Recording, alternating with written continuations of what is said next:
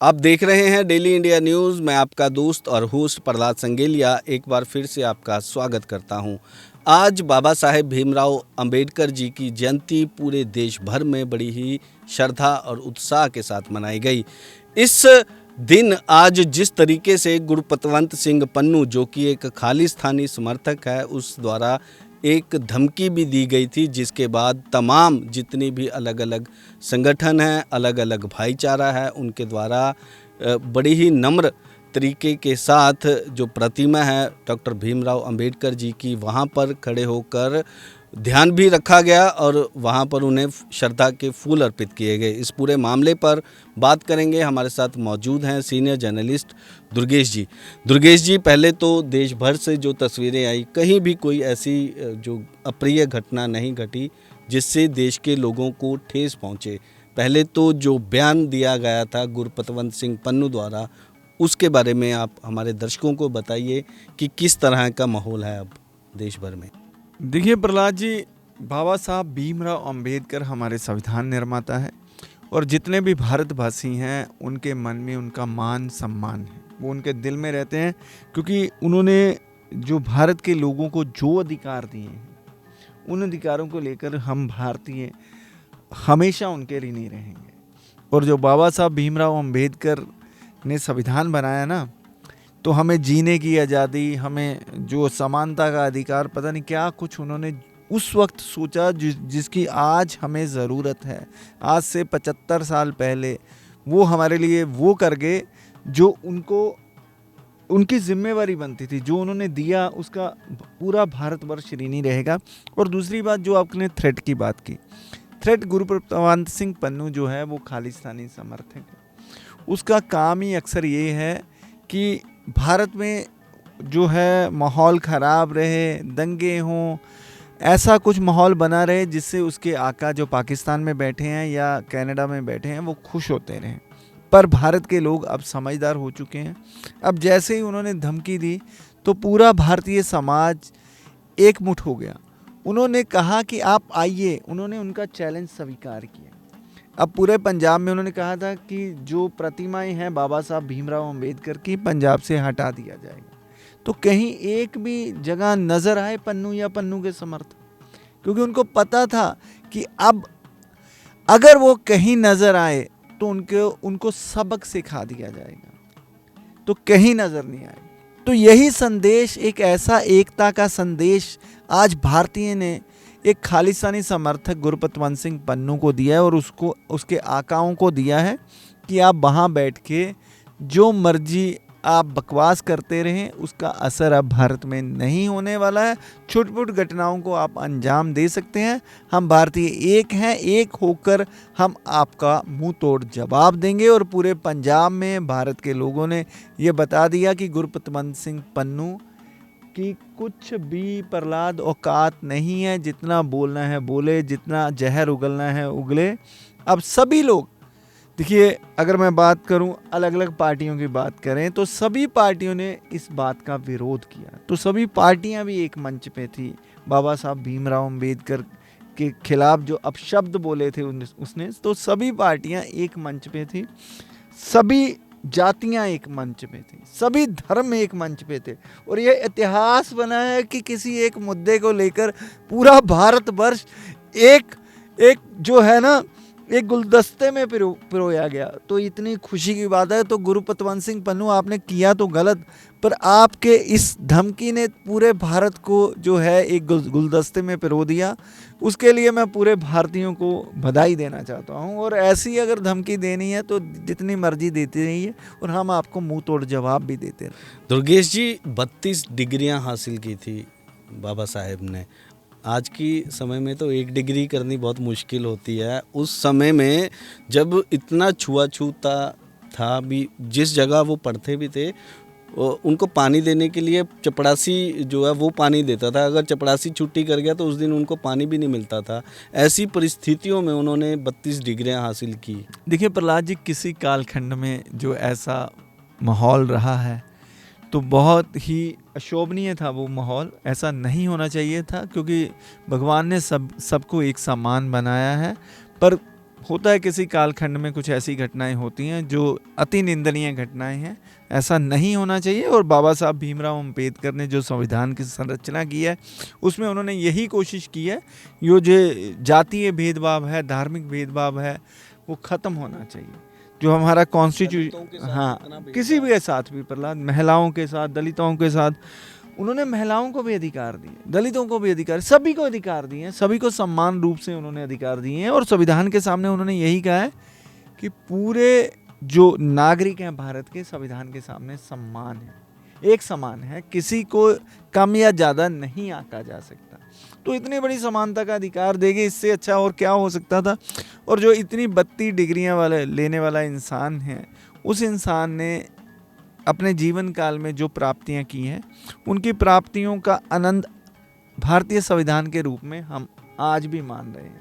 अब किसी को भी अगर कहीं भी समस्या होती है तो जो लोकतांत्रिक व्यवस्था हमें देकर गए हैं, और भारतीयों को इतनी ताकत देके गए हैं कि चाहे कोई पुलिस अधिकारी हो, कोई राजनेता हो, कोई पैसे वाला हो, एक छोटा आदमी भी उसके खिलाफ एक फाइट कर सकता है, उसको सबक सिखा सकता है। समय समय पर हमें ये देखने को मिला है। अब सच्चा सौदा की बात करें, अब पास्टर की बात करें, वजेंद्र की, आसाराम बापू की बात करें, ऐसी कई एग्जाम्पल हैं कि जो संविधान ने, कानून ने अपना काम किया और इतने ताकतवर लोगों को सलाखों के पीछे पहुंचाया। ये बाबा साहब भीमराव अंबेडकर की देन है भारतीयों के लिए।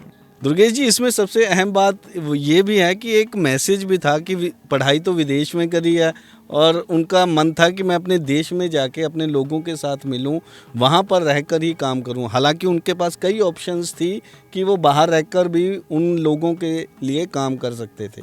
तो भारत उनके मन में था ना, उनके दिल में था, उनकी आत्मा में बसता था, रोम रोम में बसता था। तो हर इंसान जितना मर्जी जहाँ मर्जी चले जाए, कहते ईस्ट और west, home is the best.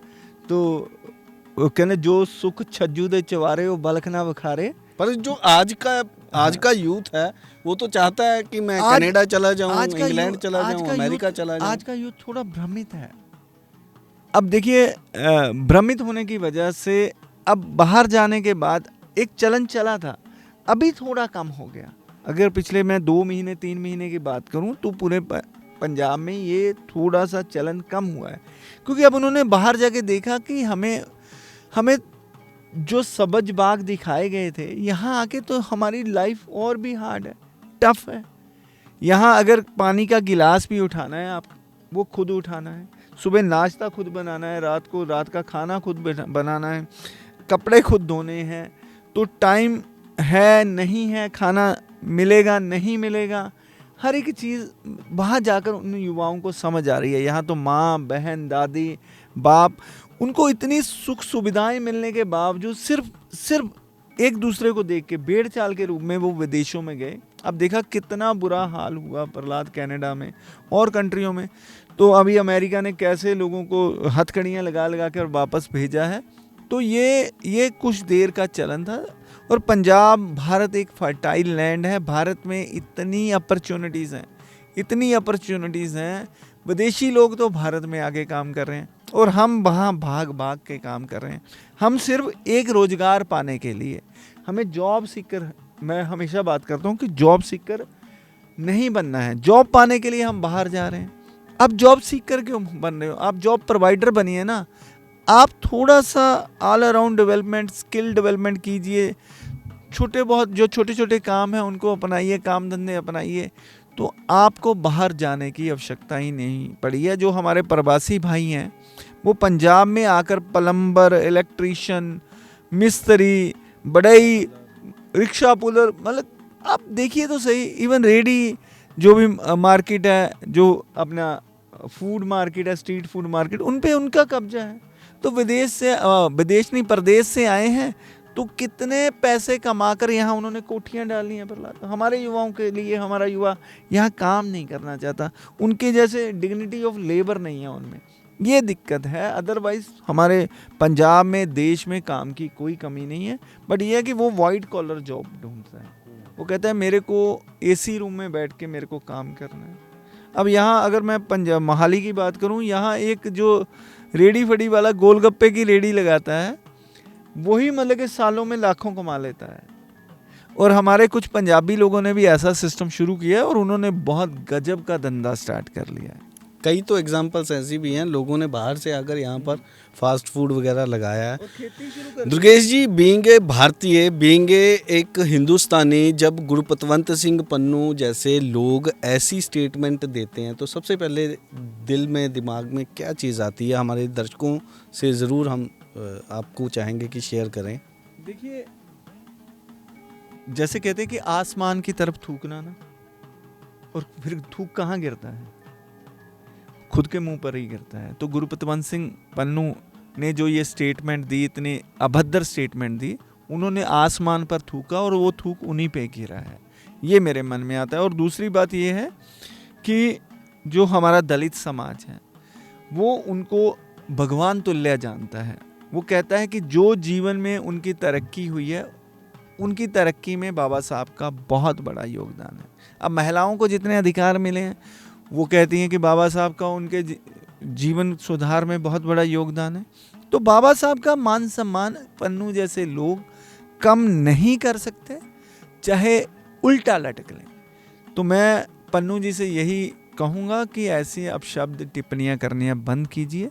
थोड़ी 32 डिग्रियाँ बाबा साहब ने की थी, एक दो वो भी कर लें तो शायद कुछ अकल आ जाए, कुछ समझ आ जाए। तो थोड़ी पढ़ाई कर लें।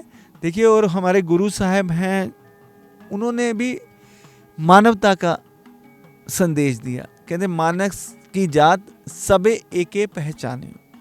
तो गुरु साहब का इतना बड़ा संदेश पन्नू साहब कैसे भूल सकते हैं?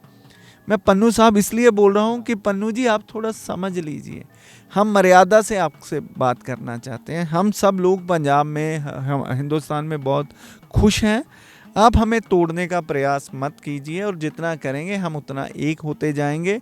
बहुत सी पहले भी ताकतें आई हैं जिन्होंने तोड़ने का प्रयास किया, सबने मुंह की खाई है और आपको भी मुंह की खानी पड़ेगी। और अगर आप कोई पड़ी है, अगर आपने आना है तो भारत में आइए ना।